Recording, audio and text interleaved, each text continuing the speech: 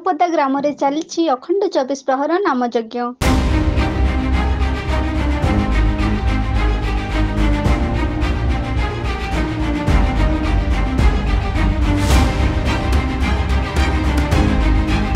କେନ୍ଦୁଝର ଜିଲ୍ଲା ପାଟଣା ବ୍ଲକ ଅନ୍ତର୍ଗତ ଖିରେଇଟାଙ୍ଗିରି ଗ୍ରାମ ପଞ୍ଚାୟତର ତାଳପଦା ଗ୍ରାମରେ ଚାଲିଛି ବିଶ୍ୱଶାନ୍ତି ଅଖଣ୍ଡ 24 ପ୍ରହର ନାମଯଜ୍ଞ। ତାଳପଦା ଗ୍ରାମ୍ୟ କମିଟି ଦ୍ୱାରା ଗ୍ରାମର ସମସ୍ତ ପରିବାର ଏକତ୍ରିତ ହୋଇ ଆଜିକା ଦିନର ସର୍ବଶ୍ରେଷ୍ଠ ଯଜ୍ଞ ଆୟୋଜନ କରାଯାଇଛି। ଗ୍ରାମର ଏହା ଏକ ମୁଖ୍ୟ ପର୍ବ ଭଳି ପ୍ରତ୍ୟେକ ପରିବାର ଘରଦ୍ୱାର ଲିପାପୋଛା କରି ଗ୍ରାମକୁ ପବିତ୍ର ପରିବେଶ କରିଦେଇଛନ୍ତି।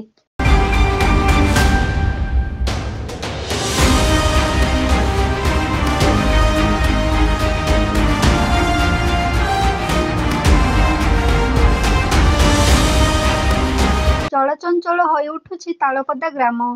ଲୋକଗହଳିରେ ଜନସମୁଦ୍ର ସୃଷ୍ଟି ହୋଇଯାଇଛି ଯଜ୍ଞ ମଣ୍ଡପ। ଛୋଟରୁ ବଡ଼ ପର୍ଯ୍ୟନ୍ତ ସମସ୍ତେ ଭକ୍ତି ଓ ଭାବନାରେ ହଜି ଯାଇଛନ୍ତି।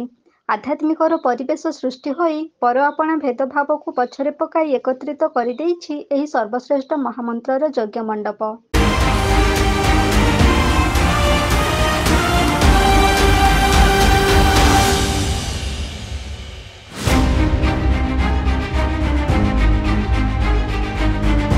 ବଛା ବଛା ସଂକୀର୍ତ୍ତନ ମଣ୍ଡଳୀ ଦ୍ୱାରା ଚାଲିଛି ହରିଭଜନ।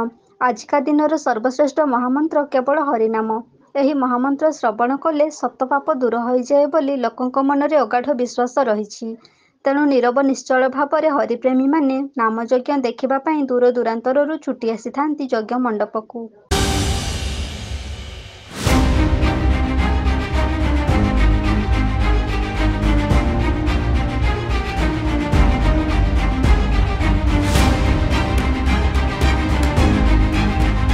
ଆଧୁନିକତାର ଢଙ୍ଗରେ ଆଧୁନିକତାର ସ୍ୱରରେ ସଂକୀର୍ତ୍ତନ ମଣ୍ଡଳୀ ଦ୍ୱାରା ନାମଯଜ୍ଞ ଖୁବ୍ ଉଚ୍ଚକୋଟୀର ହୋଇଥାଏ। ସମରଙ୍ଗର ବେଶ ପୋଷାକରେ ଝାଞ୍ଜ ଓ ଖଳ ଧରି ଯଜ୍ଞ ମଣ୍ଡପରେ ଯେତେବେଳେ କୀର୍ତ୍ତନ କରିଥାନ୍ତି ସମସ୍ତଙ୍କ ଆଖି ଲାଖି ରହିଯାଇଥାଏ ସେହି ଯଜ୍ଞ ମଣ୍ଡପକୁ। ଏକ ଲୟରେ ନୀରବ ମନରେ ହରିନାମ ଶ୍ରବଣ କରିବା ପାଇଁ ଲୋକମାନଙ୍କ ନାହିଁ ନଥିବା ଭିଡ଼ ଜମିଥାଏ।